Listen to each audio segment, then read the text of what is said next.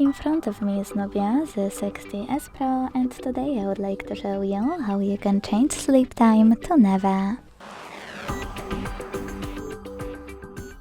Begin by opening Play Store and downloading free app called Caffeine. Keep screen on.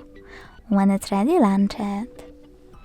Then hit OK in Welcome pop-up, tap on Timeout to make sure Infinite is on, and finally go into the app menu. Now it's time to click on this little icon of a pen at the top right corner.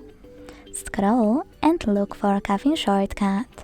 When you find it, hold it and drag it to your currently used ones. Place it wherever you want to.